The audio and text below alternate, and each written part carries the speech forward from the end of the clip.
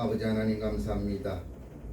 이렇게 무더운 여름날을 간밤에 그렇게 대지를 젖혀주는, 그리고 대지를 식히는 비로 또한 저희들로 하여금 시원케 하여 주심을 또한 감사드립니다. 오늘 이제 구별된 날에 많은 성도들이 이 성전에 와서 아버지 하나님께 찬양과 경배를 드리게 하심을 주님께서도 미리 다 예비하셨기에 그렇게 늦은 미로 오늘 이 구별된 날을 준비해 주셨을 줄로 압니다. 그래서 오늘 우리 모든 성도들이 아버지 하나님의 그 준비된 날, 아버지 하나님의 그 준비된 은혜로 오늘 이 말씀 가운데 교훈을 마음판에 하루 새기게 하여 주시옵소서. 음녀가 파멸을 한 그때에 우리는 어떠한 마음가짐을 가져야 하는지, 그리고 어떠한 태도를 지녀야 하는지를 정가하는 이 시간 우리 모든 성도들 큰 은혜 받게 하여 주시옵소서. 이 모든 말씀을 우리 주 예수 그리스도 이름으로 기도드립니다. 아멘. 할렐루야. 아멘. 어제 저녁에 10시부터 비가 오기 시작을 하더라고요. 낮 동안 굉장히 무더웠거든요. 그래서 에어컨을 이렇게 틀면서도 야, 오늘 날씨가 예사롭지 않은데 이렇게 생각을 했는데, 사실 어제 일기예보에는 비가 온다는 얘기가 없었어요. 그런데 딱 저녁 10시가 되니까 비가 오더라고요. 그런데 그 비가 왜 그렇게 이렇게 비 대지를 이렇게 식혀주는 그 빗방울 떨어지는 소리가 그렇게 소리가 듣기가 좋은지 한참 동안 그 소리를 들었어요. 마치 하나님이 이렇게 포근하게 이렇게 우리 잠자기 전에 이불 있죠, 이불, 아주 가벼운 솜이불로 이렇게 딱 내려다 주시는 그런 느낌입니다. 그래서 새벽에 일어나서 이렇게 준비를 하는데, 도로를 이렇게 썰다 보면 간밤에 하나님이 내리셨던 비가 우리 인간에게도 참 기쁜 그러한 비지만 여러 생물들한테도 그게 참 고마운 비인가 봐요.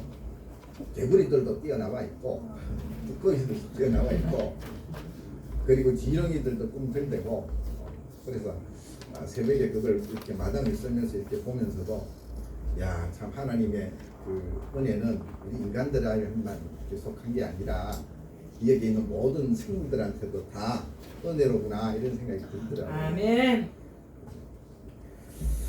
네, 6월달이 보훈의 달이죠, 그죠? 네, 보훈의 달이라 저희들이 이제 그 교동문도 나라사랑이라는 걸로 다 계속해서 하고 있는데, 지금 이제 대충 전쟁은 소강 상태로 빠진 것 같아요. 푸틴이 방북을 한다 그러고, 그 다음에 휴전안을 제안을 했죠. 이 우크라이나가 지금 현재 있는 한 18% 정도가 이제 뺏겼는 것 같아, 러시아에. 그래서 이제 현재 기준선으로서 그냥 스톱을 하고 나토에 가입을 안 한다면 그걸 전제 조건으로 해서 그냥 전쟁을 그만하자라는 그런 휴전안을 내놨어요. 그런데 이제 그 소리를 듣자마자 재미난 건 이런 거예요. 러시아하고 우크라이나하고 전쟁을 하잖아요, 그렇죠?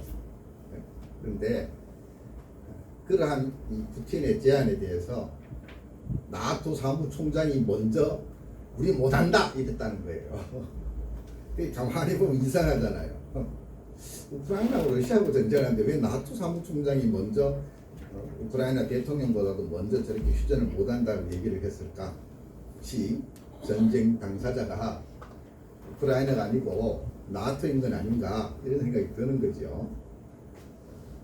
사실은 현재 우크라이나가 전쟁에 이렇게 돌입하게 된 이유는 나토 가입을 하겠다라고 우겼기 때문에 푸틴이 밀고 들어온 거죠. 그러니까 민스크 협정 위반이다 이거죠.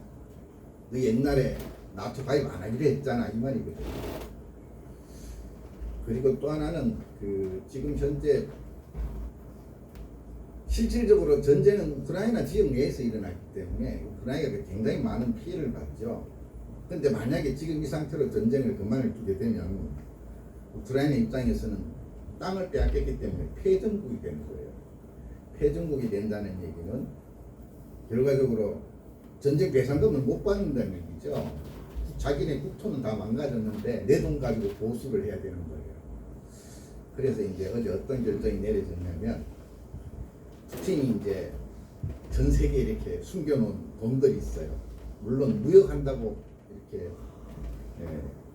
비축해둔 그런 돈들도 있겠죠. 그런데 그렇게 나가 있는 돈들을 미국이 저걸 했어요. 뭐라 그러나 계좌를 갖다가 봉쇄를 했어요. 계좌를 봉쇄를 하고 그것을 차압을 붙인 다음에 그 돈을 이제 우크라이나 재건 사업에 쓰게끔 하겠다라고 결정을 내렸죠. 그리고는 이제 그걸 공표를 했어요. 푸틴이 어떤 반응을 보였을까요? 푸틴이 대부분 이렇게 얘기하는 거예요. 그건 도둑질이다. 그거 내 계좌지 니네들 계좌 아니다는 거죠. 그러면서 하는 얘기가 지금 아직 전쟁 중이고 나는 휴전안을 제안을 했고 니네들 내 제안에 대해서 지금 저걸 안 했기 때문에 그거를 가지고 차업을 한다든지 내가 패전국가도 아닌데 그걸 차업을 해서 지금 땡겨 쓴다는 얘기는 도둑질이라는 얘기죠. 그리고 국제법에서 어긋난다는 얘기를 하는 거예요.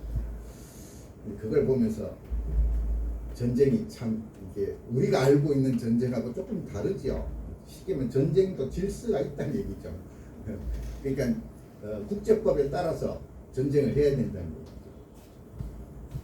우리가 알고 있는 2차 세계대전에서 일본이 일으켰던 전쟁은 2차 세계대전이 사실은 아니에요.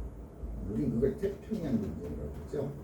즉 쉽게 얘기하면 일본하고 미국 사이의 전쟁이에요. 그런데 이게 2차 세계대전 중에 같이 발생을 했기 때문에 그냥 이렇게 묻혀 들어가는 것 같지만 사실은 그게 태평양 전쟁이에요.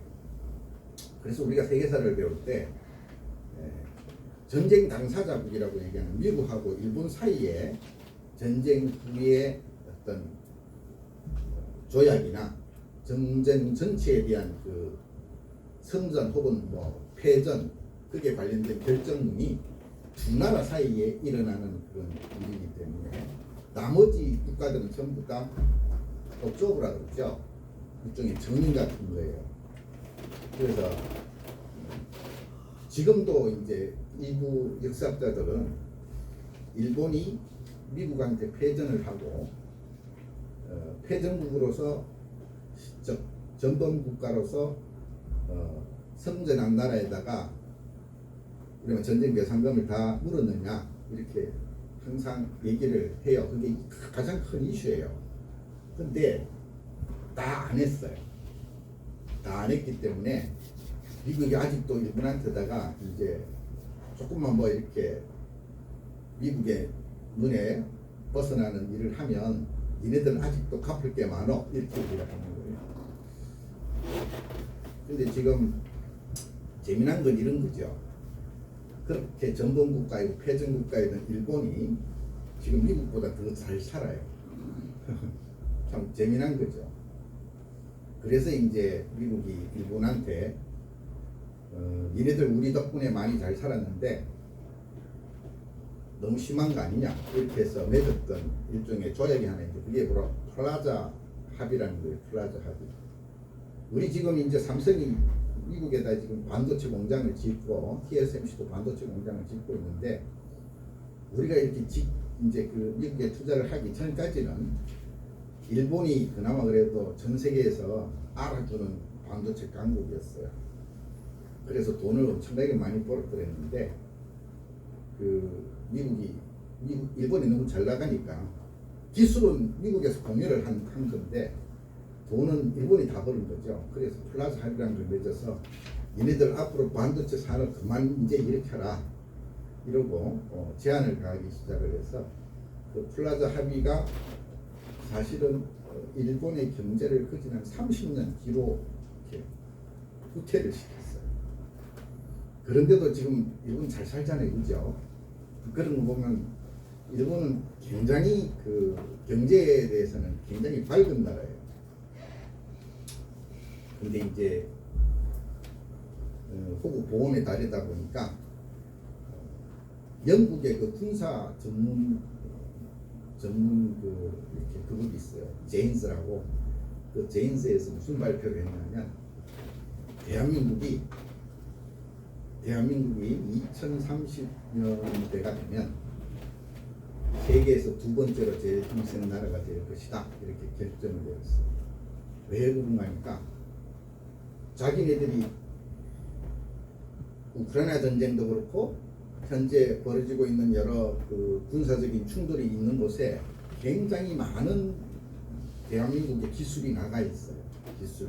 특히나 무기에 관련된 기술이지만 뭐 통신에 관련된 기술이라든지 기타 여러 기술들이 선진 기술들이 우리나라 기술들이 나가 있는데 그 나가 있는 걸 전부 다 이렇게 몇 명이 다 뒷조사를 해본 거예요. 뒷조사를 해봤더니 전부 다 세계에서 1등이더라는 거예요. 세계에서 1등. 그래서 영국의 제인스가 보고 깜짝 놀랐어요. 그러니까 이제 1등이라는 것은 과연 이 기술이 조만간에 경쟁할 만한 상대자가 있느냐 이런 걸 당연히 보게 되죠. 그런데 제인스가 조사를 해봤더니 10년 안에는 그러니까 2030년대가 되어도 10년 안에는 대한민국 기술을 따라올 만한 그러한 나라가 잘 없다는 거예요. 그래서 대한민국이 굉장히 급속도로 강대국이 될 것이다 라고 영국의 전문지가 그렇게 발표를 했어요. 그 제인스라는 그 그룹은 굉장히 중요한 이렇게 메시지를 많이 내놓는 그룹이에요.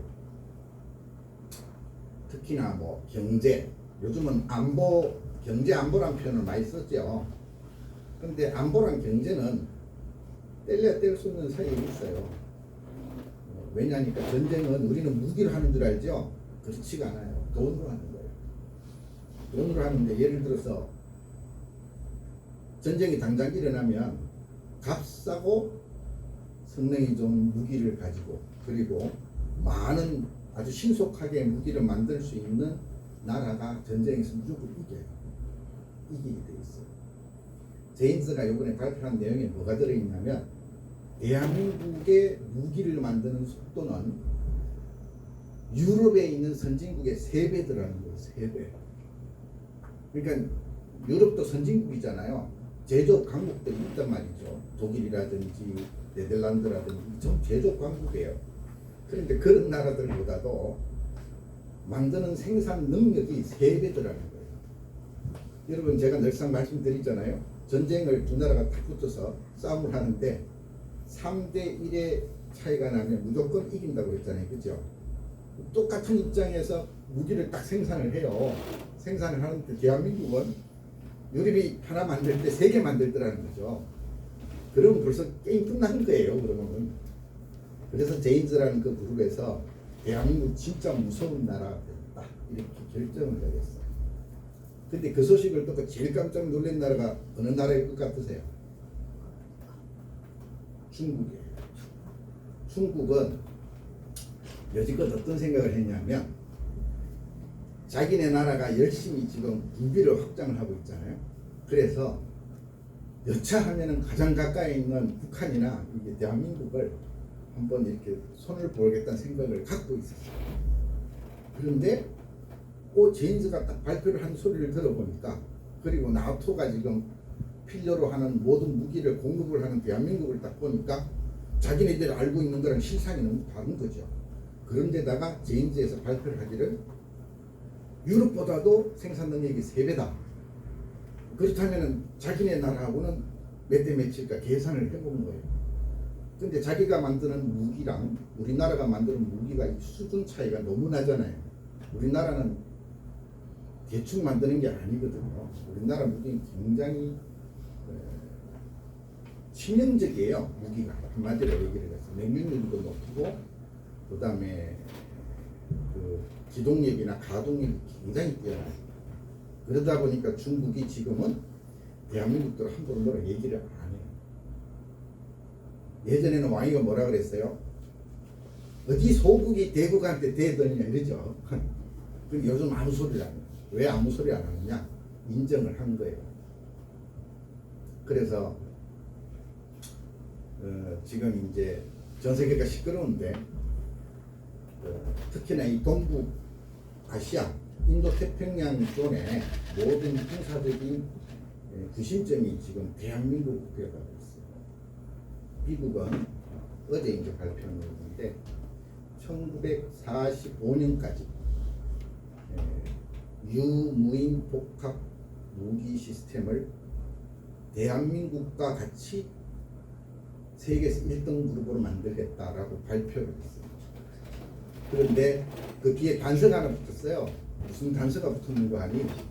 이거는 전적으로 대한민국의 능력에 달려있다. 이렇게 표현했어요. 그 얘기가 무슨 얘기냐? 자기네들은 능력이 없다. 그 큰 대국인 미국이 1945년도까지 미국의 모든 해군 군사력을 이렇게 키우겠다고 이게 마스터 플랜을 펴내놓고 뭐라고 뒤에 단서를 붙여놓는 거 아니? 이 마스터 플랜의 성취는 오로지 우리 동맹 대한민국한테 달렸다라고 선언을 한 거예요. 근데 이제 여러분이 생각하시기에 대한민국 그러면 우리나라 뭐 원래 힘없는 나라 아니야 이런 생각하시잖아요, 그죠? 근데 지금 그렇지가 않아요. 여러분 대한민국 굉장히 무서운 나라가 됐어요. 중국이 이제는 함부로 못할 만큼 무서운 나라가 된 거예요. 얼마 전에 그 아랍에미레이트 대통령이 왔다 갔죠, 그죠? 6월 3일이에요, 그죠? 6월 초에 왔다 갔어요. 그리고 41조짜리 플랜을 내놨어요. 그러면서 뭐라고 또 그 사람이 얘기를 하고 갔냐면 대한민국이 도와줘야 되겠다 이런 거예요. 스마트 시티라는 걸 만들면서 자기네들 그 군비 그러니까 국방에 관련된 것들을 현대화하는 그러한 프로그램인데 다른 나라가 아닌 대한민국과 손을 잡은 거예요. 아랍에미레이트는 대한민국과 손잡아서 많은 이득을 봤어요. 왜냐하니까 가장 대표적인 게 뭐냐면 인공위성 아시죠? 인공위성. 아랍에미레이트 인공위성 만드는 기술이 없었어요. 그런데 우리나라 카이스트랑 연세대학교랑 같이 이렇게 합작을 해서 인공위성을 이제 만들 줄 알아요. 1차 위성은 우리나라하고 같이 만들었고 두 번째 2차에서는 자기네들 순수한 기술로 자력으로 그 인공위성 만들어서 올렸어요. 그래서 세계에 이제 그 인공위성을 만들 줄 아는 나라 이름에 8번째인가 올렸 9번째였던 것 같아요. 9번째 이름을 올렸어요. 거기에 대해서 이제 굉장히 큰 신뢰성을 가지는 거죠, 대한민국한테. 우리나라 진짜 기술 강국이에요. 그래서 이번에 41조를 들고 왔어요. 지난번에 인공위성 프로젝트처럼 당신네들하고 하고 싶어. 그래서 6월 3일 날 가져온 그 프로그램을 대한민국에서 사인을 했겠죠. 여러분 41조는 작은 돈 아니에요. 1조가 9,999억 다음에 1억 붙이면 1조 되는 거예요. 근데 41조를 해요. 그거 41배예요. 그래서 앞으로 대한민국이 엄청나게 잘 나갈 거예요. 그 기쁜 소식들이 계속해서 대한민국을 아마 세계의 중심국가로 가는데 큰 도움이 될 것 같습니다.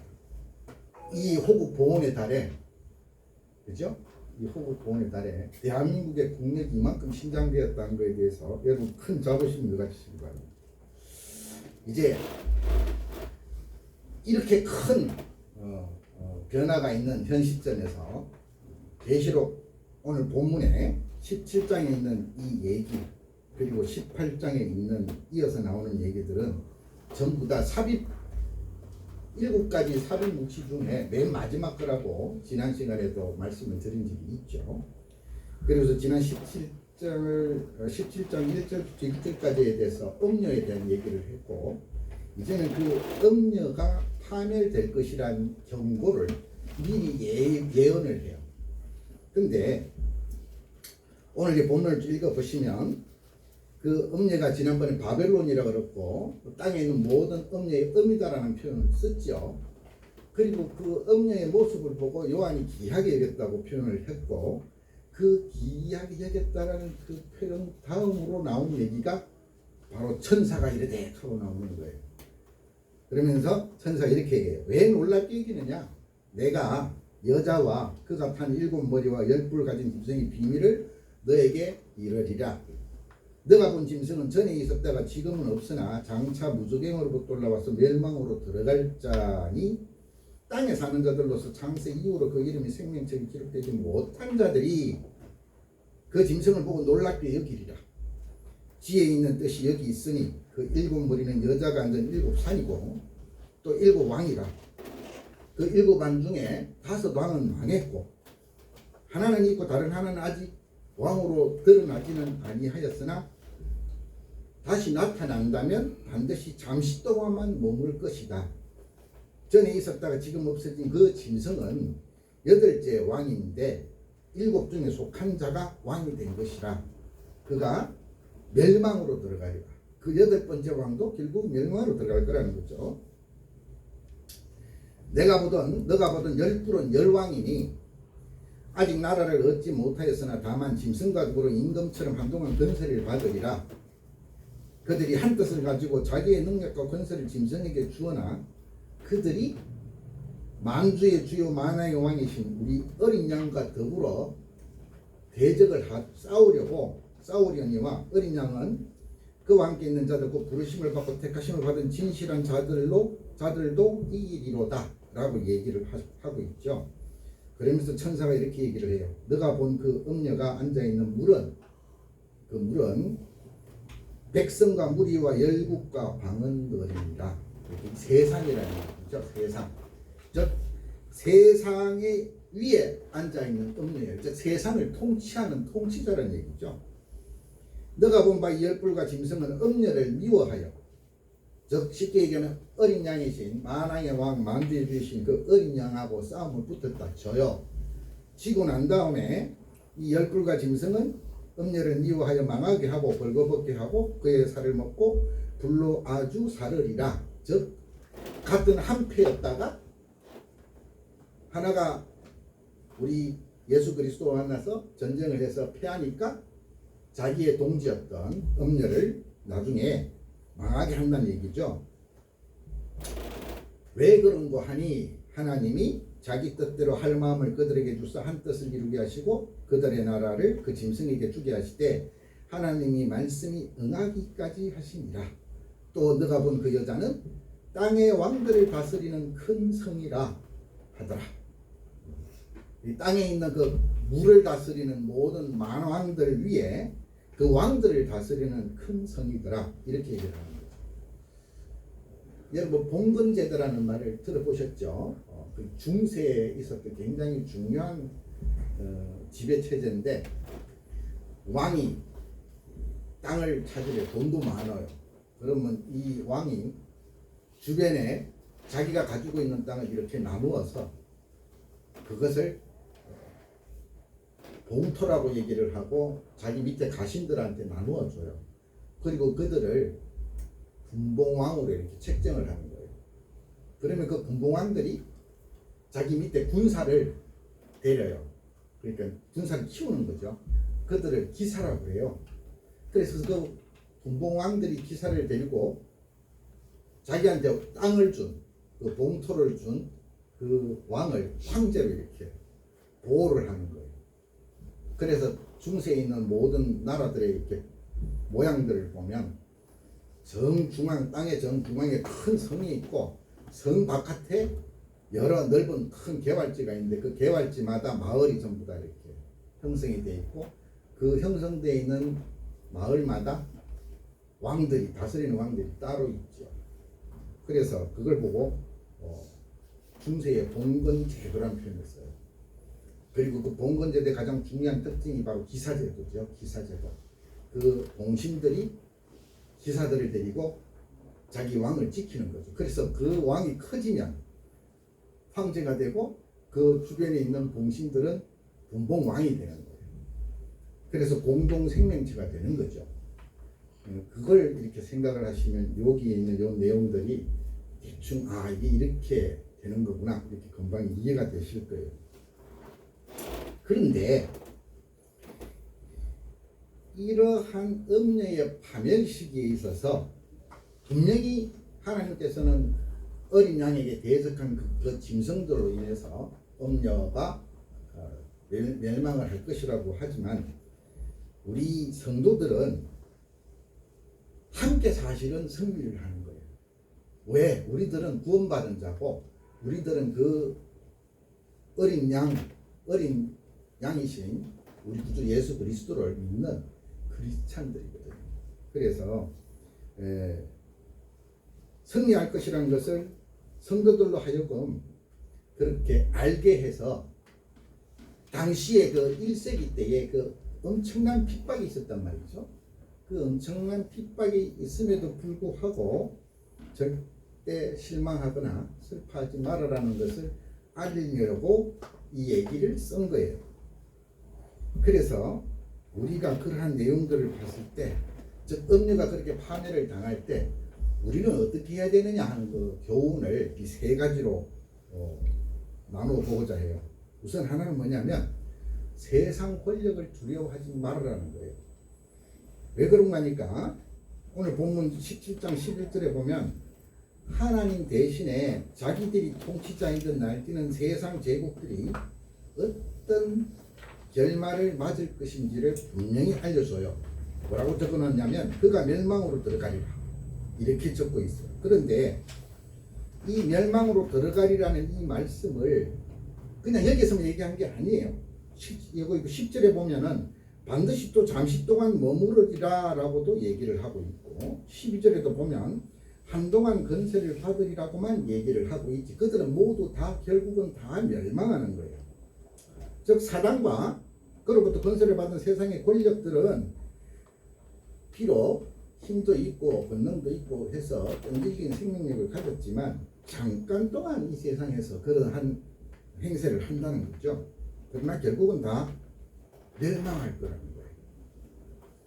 이런 사단의 세력 중에서도 이 권세를 힘입은 세상 권력의 종말에 대한 그 종말에 대해서 요한이 관심을 가진 이유는 무엇이냐면 아까 제가 말씀드린 것처럼 예수님을 믿고 따르는 자들이 당시에 그 로마 황제의 이런 신격화 작업 때문에 가장 많은 핍박을 당해요. 쉽게 얘기하면은 끝까지 예수 그리스도 외에 독생자 예수 그리스도 외에 아들이 없다, 신이 없다, 살아있는 인간으로서의 신은 없다라고 부정을 하기 때문에 로마 황제를 신격화시켜야 되는데 로마 황제는 신이 아니다 라고 얘기를 하는 거죠. 그래서 핍박을 당하는 거예요.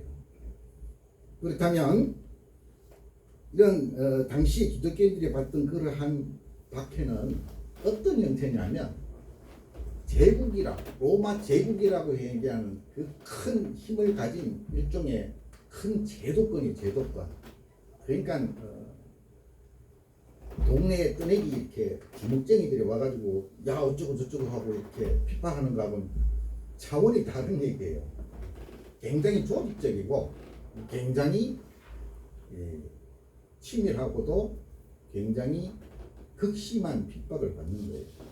그러니까 목숨을 내놓고 다녀야 되는 그런 그죠. 그래서 당시 굉장히 많은 사람들이 목숨을 잃었어요. 순교를 했죠. 그 당시 계시록이 지금 써있었던 그 당시가 바로 어떤 시대냐면 팍스 로마나라고 하는 시대예요. 팍스 로마나. 로마의 평화라고 표현을 했죠. 그 로마의 평화의 시기는 1세기뿐만이 아니라 이후에 200년 동안 더 이어져요. 300년간 팍스 로마나라는 시대가 일어났죠. 그 팍스 로마나는 대항할 만한 적이 없어요. 오죽했으면 이제 땅은 다 정복을 했으니 사람이 가지고 있는 이 정신세계를 하나로 통일을 시키자 그러고 기독교를 고민을 했을 거예요. 그러고는 이제 그 기독교의 예수 그리스도 자리에다가 로마의 황제를 올려놓은 거예요. 그래서 그러한 전통들을 계속 이어서 가던 세력들이 있었죠. 그게 바로 카톨릭이에요. 카톨릭은 교황이 마치 신격화돼 있죠. 네. 그래서 그걸 하나님이 가만히 못 두고 보셨기 때문에 종교개혁이라는 걸 일으키신 거죠. 그래서 더 이상의 우상화 정책을 이어나가지 못하게 하시고, 그것뿐만이 아니라 중세의 몰락과 아울러 로마 교황청을 갖다가 일기 아주 조그마한 도시국가로 만들어버렸죠. 하지만 중세에 있어서 이거 로마 교황청의 위세는 엄청났어요. 심지어 어느 정도냐면 로마 교황이 노 이러면은 왕이 못 돼요. 그러니까 모든 왕들은 로마 교황청에서 교황이 와서 이렇게 재관식을 머리에다 관을 씌워줘야만 황제가 될 수 있었어요. 그만큼 힘이 센 그러한 세력들이었죠. 그러니까 재정 분리 사회였음에도 불구하고 왕이 따로 있고 제사장이 따로 있는 재정 분리 사회였음에도 불구하고 로마 교황청은 맨 위에 있었어요. 그 위력이 어디서부터 시작이 된 거냐면 그 로마 제국으로부터 시작이 된 거예요. 즉 로마의 그 광활한 토지의 통일과 함께 로마가 가지고 있는 정신문화, 이름하여 우리는 그 르네상스라는 표현을 쓰는데, 그리스 로마의 그 철학과 거대한 그 문명의 문화를 가지고 일종의 논리를 이렇게 세우는 거예요.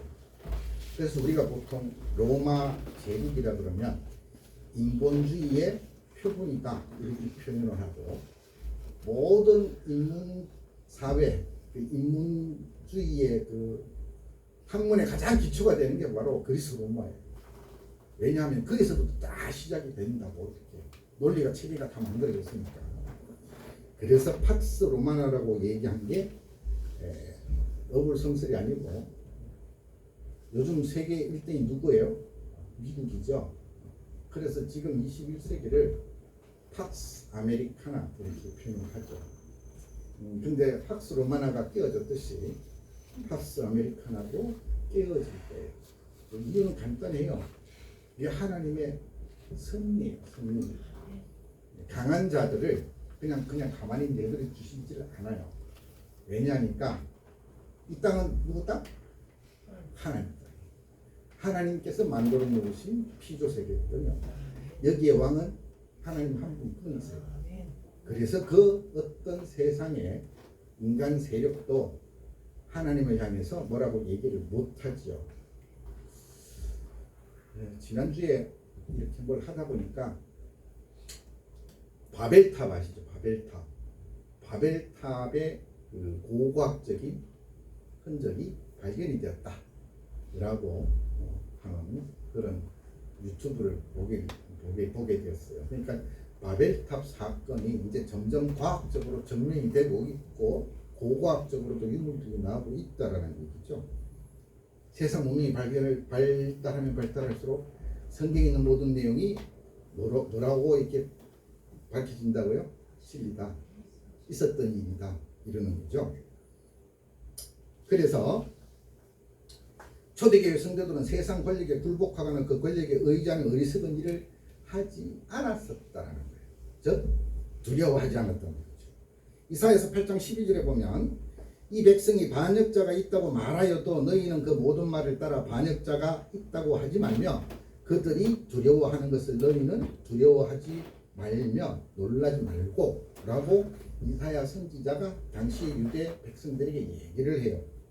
그러면서 마태복음 10장 28절에 보면 이렇게 얘기를 해요. 예수님께서 몸은 죽여도 영혼은 능히 죽이지 못하는 자들을 두려워하지 말고 오직 몸과 영혼을 능히 지옥에 멸하실 수 있는 이를 두려워해요. 그분 누구? 네. 아버지 하나님이시죠. 두 번째 교훈이에요. 하늘과 무저갱에서 난 것을 분별하라요. 하늘과 무저갱에서 난 것, 즉 하늘에서 난 것과 무저갱에서 난 것은 다르다는 거죠.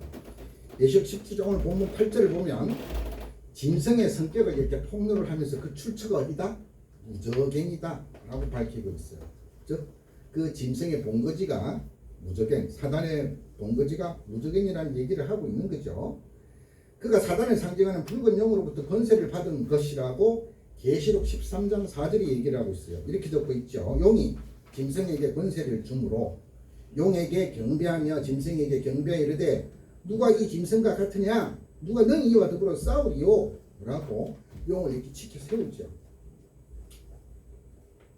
그리고 함께 짐승이 사단과 함통속임을 나타내는 확실한 그 증거, 그게 바로 그거죠. 사단과 그 하수인 짐승과 음녀 그리고 거짓 선지자는 전부 다 무저갱에서 나온 거예요. 그래서 이 사단의 본거지자 모던하게 그린 무저갱은 문자 그대로 그야말로 악의 근원이다 이렇게 얘기를 하는 거죠. 하지만 그 악의 근원인 그 무저갱과 다른 또 하나는 우리 익히 알고 있어요. 그죠? 어디예요? 바로 선의 근원인 천국이죠. 천국이에요. 하나님이 계신 곳, 하늘 보좌가 있는 곳이에요. 모든 선의 근원인 그 보좌는 바로 모든 공의와 사랑의 근원이고 이 우주에 있는 모든 선의 근원이죠. 그래서 야고보서 1장 17절에는 그 상반절에서 보면 온갖 좋은 은사와 온전한 선물이 다 위로부터 빛들의 아버지께로부터 내려오나니라고 말하고 있어요.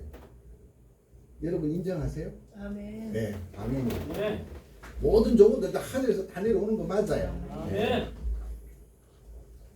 세상은 이렇게 전혀 다른 두 군데 출처에서 내려오는 것과 올라오는 것들로 서로 지금 혼재되어 있는 거예요. 그런데 세상이 이렇게 세월이 흐르면 할수록 종말에 가까우면 가까울수록 그 혼탁함이 더 심해지지요.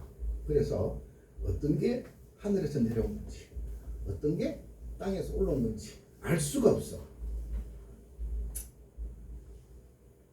그래서 계시록 13장 3절에 보면 그런 짐승들이 기적적으로 치유를 받는 그러한 모습도 있고, 그 다음 계시록 17장 2절에 보면은 음녀의 그 달콤한 유혹에 세상 사람들이 전부 다 빠져드는 그런 모습도 있지요. 땅의 임금들도 그와 더불어 음행하였고 땅에 사는 자들도 그 음행의 포도주에 취하였다 이렇게 적고 있죠. 그뿐만이 아니죠. 사람을 미혹하는 거짓 선지자들도 있어요.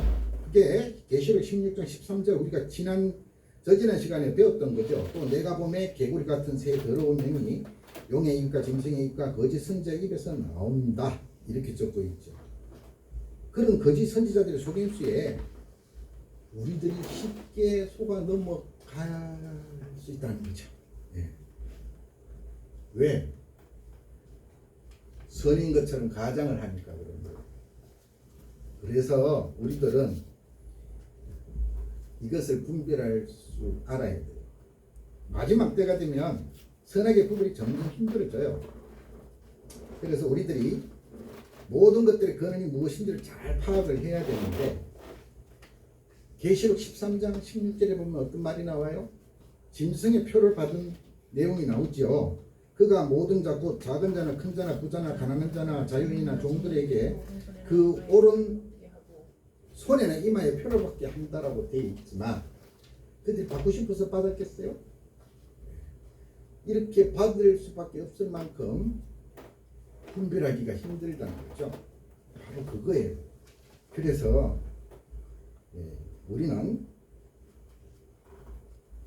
우리가 지금 맞닥뜨리고 있는 것들이 하늘에서 내려온 것인지 땅에서 올라온 것인지 즉 선인지 악인지를 빨리 분별할 수 있어야 되겠다는 거죠. 고린도전서 2장 14절에 보면 그 얘기가 나와요.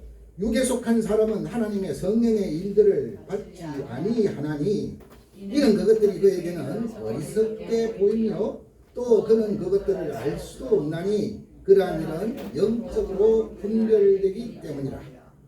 또 히브리서 5장 14절에는 단단한 음식은 장성한 자의 것이니 그들은 지각을 사용함으로 연단을 받아 선악을 분별하는 자들이라. 예. 장성한 자들은 선악을 분별하는 자들이다. 그런데 여기서 장성한 자들이란 무엇을 기준으로 해서 장성한 자들이라고 표현을 하냐면 말씀을 항상 곁에 두고 그 말씀을 탐독하여 읽어서 선이 무엇인지 악이 무엇인지를 알아나가는 그 면에 있어서 장성했다는 표현을 쓰는 거예요. 네. 세 번째는 뭐냐? 하나님의 지혜를 소중히 여기라는 거예요. 네. 우리가 오늘 오전에 뭘 읽었어요? 고린토전서 2장 6절에서 14절 말씀을 미리 통독을 했어요. 지혜는 있죠. 성령을 통해 주시는 하나님의 지혜예요. 신령한 일들을 깨닫는 지혜를 가리키는 거예요. 그래서 지혜라고 해서 다 같은 지혜를 생각하시면 안 된다는 거죠. 지혜 지자에다가 지혜 지자랑 알지자 차이점이 뭐라고요? 알지자는 화살시에다 있고만 있고 지혜 지자는 그 밑에 날일자가 붙었어요. 날마다 아는 거야. 날마다 안다는 얘기는 내 아는 것이 변하지 않는다는 얘기죠. 그러니까 알지자는 지식의 지자는 그냥 정보예요. 정보지만 그러한 정보들이 학문적인 탐구를 통해서 논리를 세우고 체계를 세워서 틀이 딱 잡히면 그때부터는 그건 지식이 아니라 지혜가 돼요. 왜? 그거를 통해서 미루어 짐작할 수가 있게 되거든요. 그래서 알지자랑 지혜지자가 다른 거예요. 그래서 알지자 밑에 날일자가 붙어서 날마다 아는 것을 지혜다라고 우리 조상들은 우리들한테 그 한자를 통해서 다 미리 알려주셨어요. 그래서 그 날마다 안다는 건 결국 변하지 않는 것들이에요. 그렇죠? 변하지 않는 걸 뭐라고 그래요? 실이라고 그러죠. 본질이라고 그러고.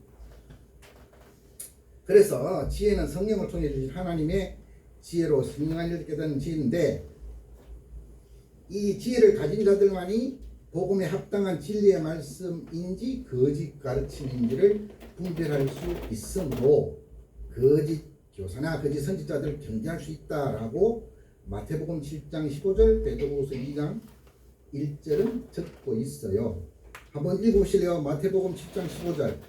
자, 거짓 선지자를 삼가라. 양의 옷을 입고 너희에게 나오나 속에는 여자들이니라. 베드로후서 2장 1절. 그러나 백성 가운데 또한 거짓 선지자들이 일어났으니 이와 같이 너희 중에도 거짓 선생들이 있으리라. 그들은 멸망하게 할 이단을 가만히 끌어들여 자기들을 사신 주를 부인하고 있는 박한 일만을 스스로 취하는 자들이라.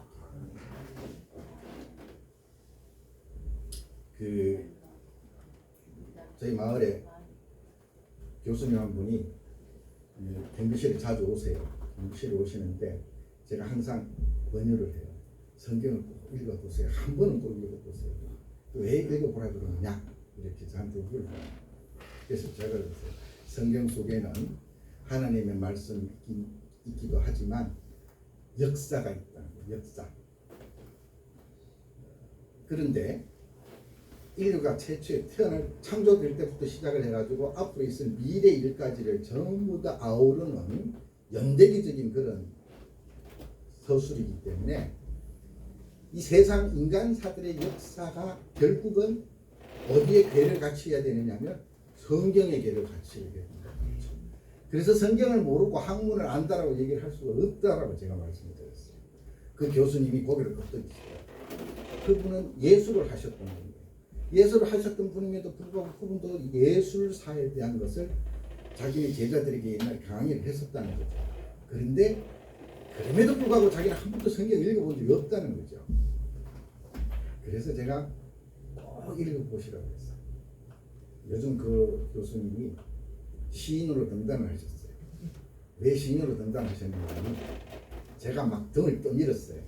교수님 같으신 학력이 많으신 분들이 노후에 뒤에 있는 그 후배들이나 그리고 후손들에게 좋은 것들을 남기셔야 되는데 이 전문적으로 하셨던 그 조각이나 이런 것들도 남기시는 건 좋은 일이지만 뭐라 그러나 글로다가 한번 뭔가를 한번 남겨보세요 그랬더니 진짜 시를 쓰시더라고요. 그래서 시인 되신 거예요 지금. 그리고 어제도 저한테 보스턴 갔다 왔다고 책 자랑을 하시더라고요. 왜? 시라는 게 그거잖아요. 자기가 쓴 것 같지만 다른 사람의 시를 또 많이 읽어야만 그죠? 감흥이 이렇게 나타나는 거예요. 그래서 우리가 이 하나님의 지혜를 굉장히 소중하게 생각을 해야 한다는 그 말 속에는 굉장히 중요한 의미가 뭐가 있냐면, 내가 하나님을 알려면은 하나님의 말씀을 알아야 돼요. 왜? 내가 내다 라고 표현하고 있는 데가 성경이 가장 많아요. 그죠? 세상 사람들 어디 학문에 가도 하나님의 얘기가 잘 안 나오죠. 하지만 성경의 말씀 속에는 내가 내다 라고 되어 있다는 거죠. 네. 그래서 계시록 13장 18절에도 보면 아니죠. 이사야서 6장 9절에도 보면은 이런 얘기가 있어요. 너희가 듣기는 들어도 깨닫지 못할 것이요 보기는 보아도 알지 못하리라 라고 얘기를 하는 거죠. 하나님의 지혜가 성경 속에 있는 거예요. 그러니까 가장 대표적인 예가 있어요.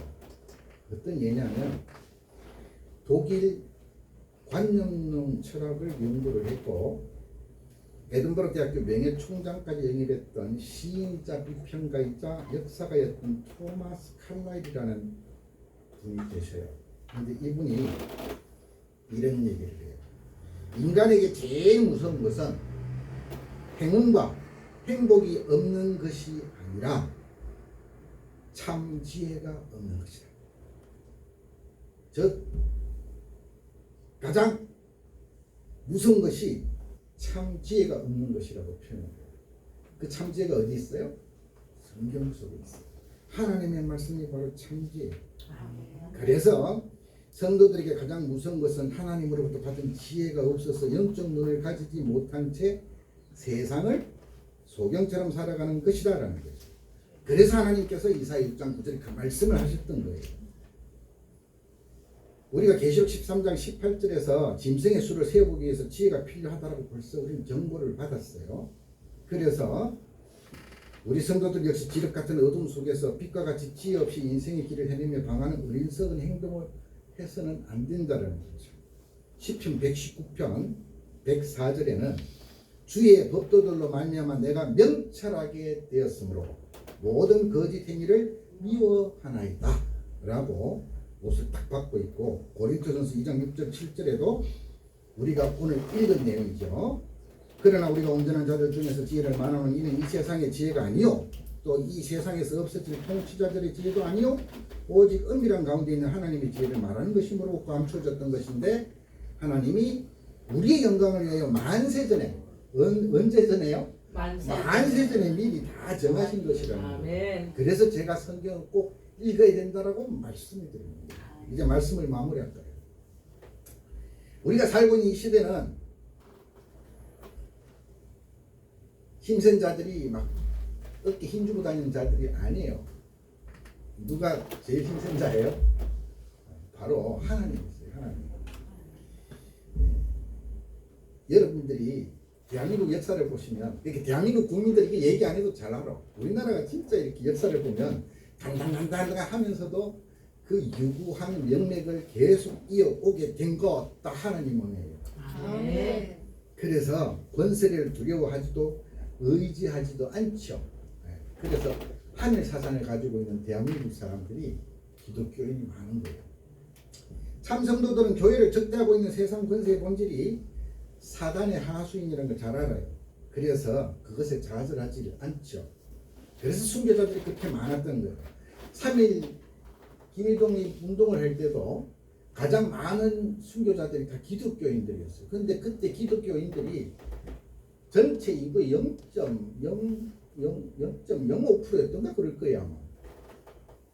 그런데 서대문 형무소에 가장 많이 잡혀간 사람들이 기독교인들이에요. 그러므로 우리는 마지막 때 영적으로 깨있는 눈을 갖고 주변의 모든 것을 분별할 줄 알아야 되겠어요. 그죠? 하늘로부터 난 것인지 무적행으로부터 난 것인지 분명히 우리는 구별할 줄 알아야 합니다. 말세에 우리 영혼과 생명을 지키기 위해서 꼭 필요한 능력이에요. 근데 그걸 그러려면 어떻게 해야 돼요? 진정한 미친 하나님의 지혜를 얻기 위해서 노력을 하셔야 돼요. 그럼 어떻게 해야 돼요? 성경을 진짜 많이 읽으시고. 그래서 이 마지막 때에 길을 잃지 않도록 하나님으로부터 많은 지혜를 쌓아가는 저 여러분 되시길 바랍니다. 기도드리시겠습니다. 아버지 하나님 감사합니다. 이 말세의 아버지 하나님께서 앞으로 일어날 일들을 얘기를 하시면서 그것을 대비하여 우리가 어떻게 해야 된다는 세 가지를 말씀해 주셨습니다. 오늘 이 세 가지의 교훈을 마음판에 아로새겨서 이 모든 것들을 실천하는데 아버지 하나님의 말씀이 바로 가장 중요한 중심임을 깨달았으니 우리 모든 성도들이 말씀을 한 줄이라도 하루 한 줄이라도 외우면서 살아가게 하옵소서. 그리하여 하나님의 그 지혜를 차곡차곡 날마다 쌓아가는 그러한 지혜자들이 되게 하여 주시옵소서. 이 모든 말씀 우리 구주 예수 그리스도의 이름으로 기도드리옵나이다. 아멘.